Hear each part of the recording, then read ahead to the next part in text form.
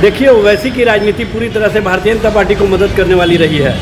जहाँ जहाँ सेकुलर ताकतें मजबूत होती है वहाँ पर ओवैसी साहब अपनी पार्टी को चुनाव लड़वाने का काम करते हैं। भारतीय जनता पार्टी की जो इच्छा होती है, भारतीय जनता पार्टी की जो चाहत होती है, उसको पूरा करने का काम करते हैं। बिहार के चुनाव में, झारखंड के चुनाव में, अब पश्चिम बंगाल के चुनाव में, आने वाले समय में उत्तर प्रदेश के चुनाव में भी वो ये राजनीतिक प्रयोग करेंगे। भारतीय जनता पार्टी के साथ इनका पूरी तरह से मिलीजुली समझौता है और इसी मिलीजुली समझौते के कारण देश और देश के स्तर पर जो भी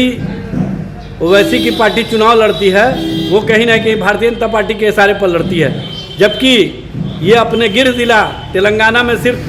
7 सीटों पर ही चुनाव लड़ते हैं। जिस तरह से महाराष्ट्र में मेयर के चुनाव में भारतीय जनता पार्टी के साथ मिल करके इन्होंने मेयर बनवाने का काम किया है, यह स्पष्ट रूप से अब सामने आ गया है कि भारतीय जनता पार्टी और ओवैसी का गुप्त समझौता